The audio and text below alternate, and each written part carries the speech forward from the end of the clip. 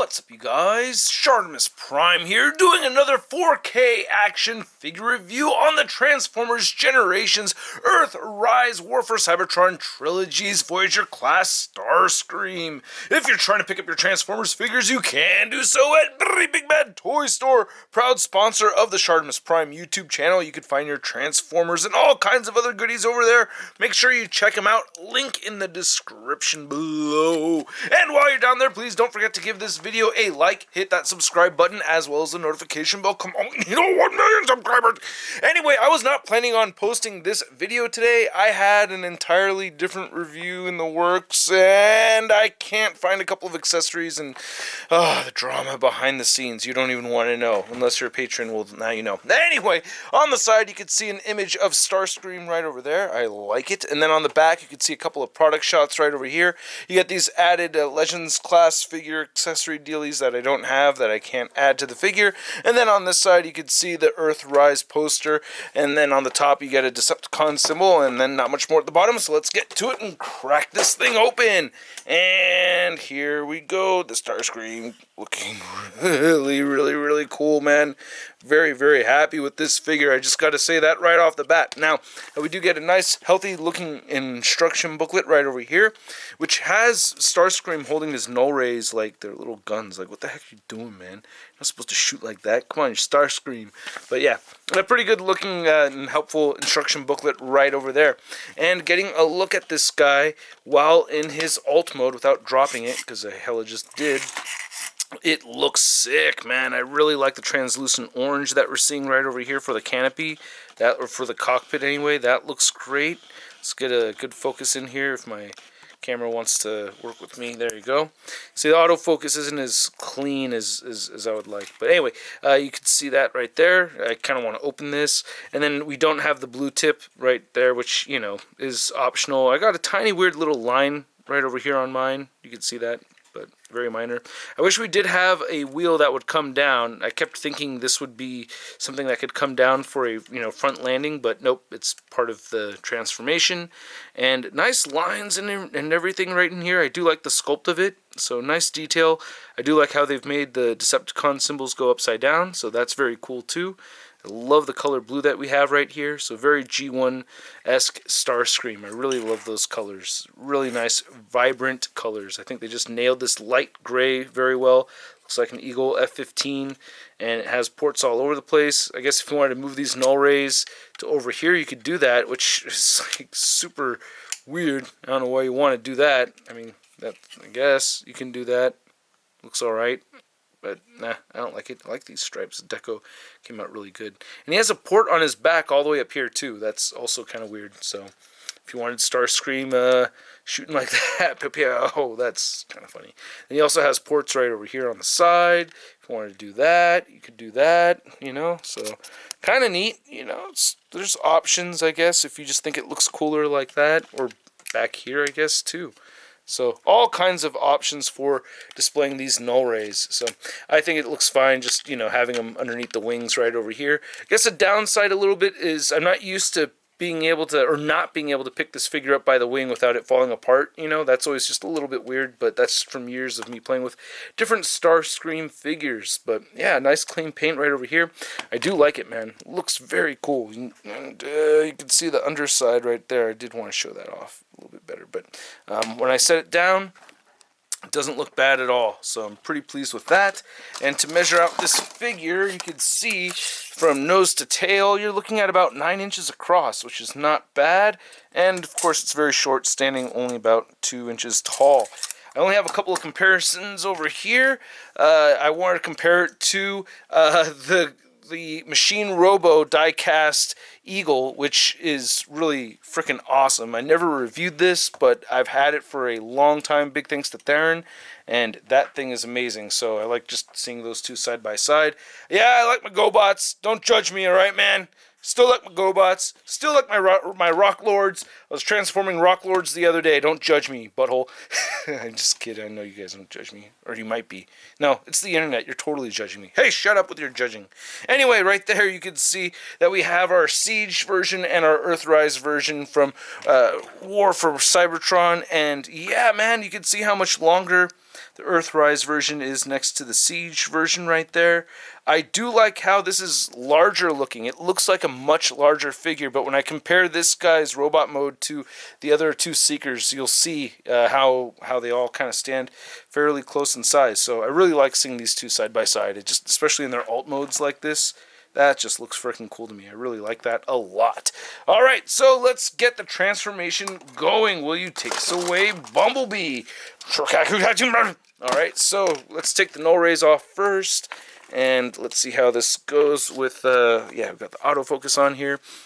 And, oh, man, so where do we begin? I'm going to start right here, take these, and then the wings, I keep accidentally pulling these off, and I'm not supposed to be doing that, but you can move them. It's not a masterpiece figure. I keep thinking it's a masterpiece figure, and I want to transform it like a masterpiece, but it's not. So I'm going to split the legs right over here. You want to lift this crotch piece up right here as soon as it gets into focus. You son of a bitch.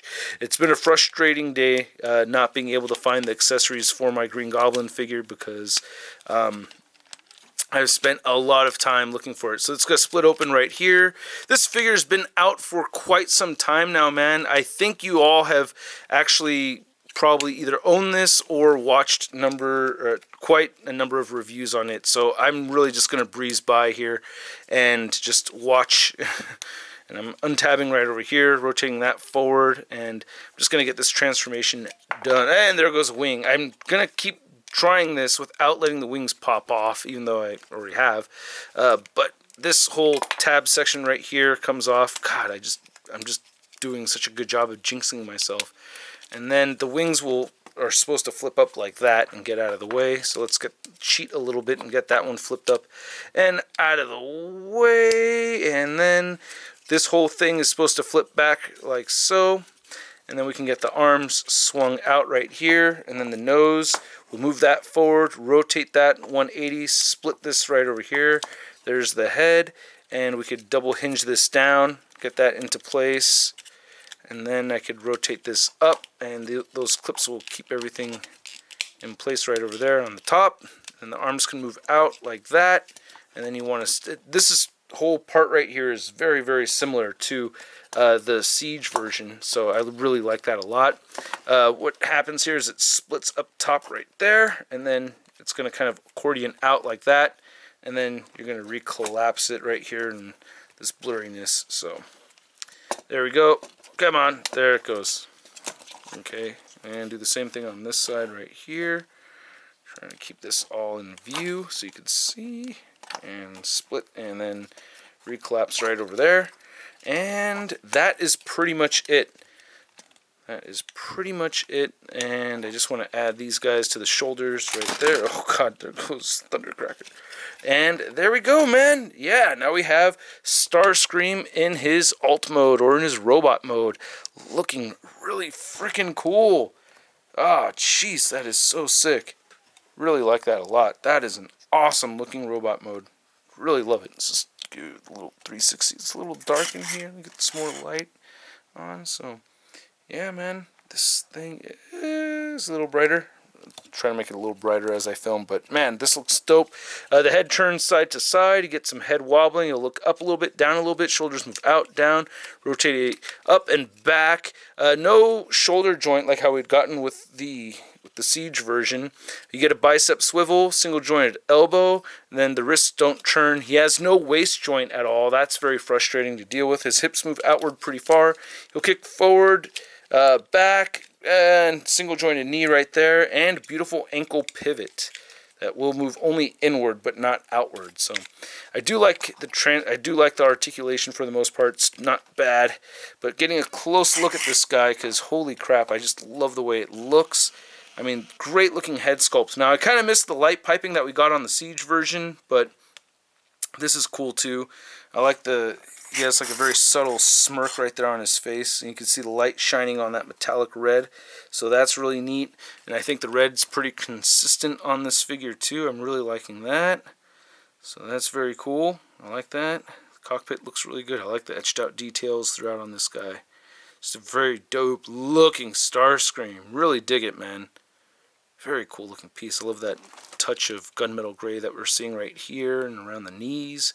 Just breaks things up just a little bit, so that's very cool. And then there's that back port again. I kind of want to move, kind of want this whole thing to kind of move in a different spot, or I wish it could fold down a little bit more, but, it is what it is.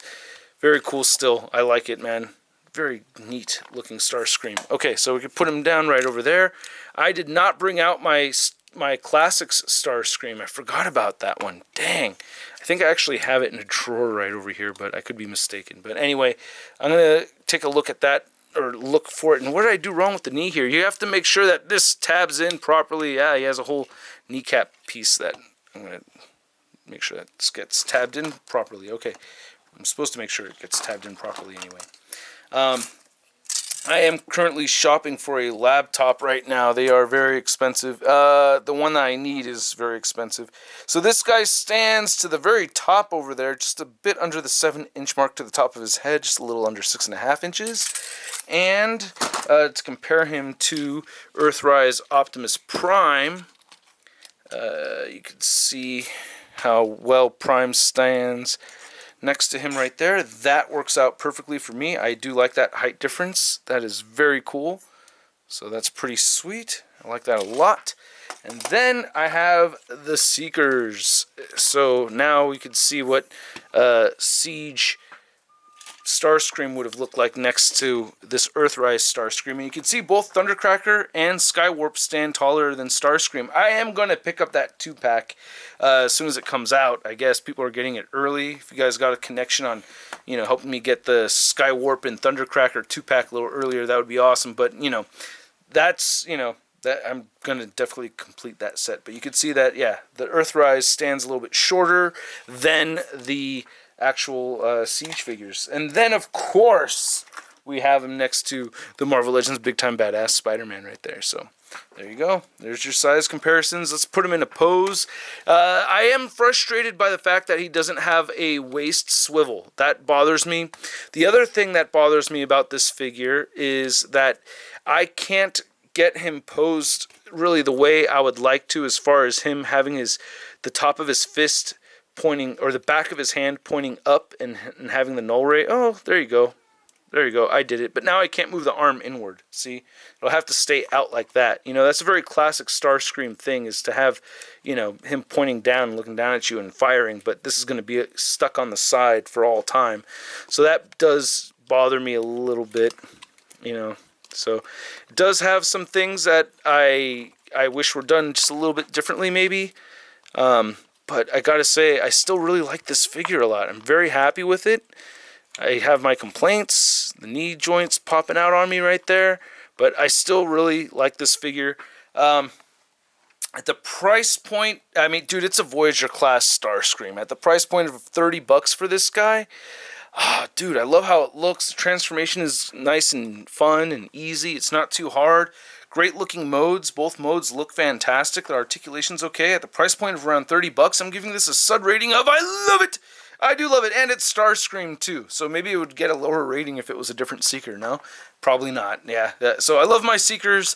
I love the Starscream figure. It's a very good Starscream figure. Like, my God, if this was the only Voyager class Starscream out there, it would be a perfect only Voyager class Starscream out there, But anyway, that's my review, you guys. I'm not going to go ahead and take a look for that, because I'm not going to make you guys wait around for that. So, if you want me to send you a picture or something, let me know.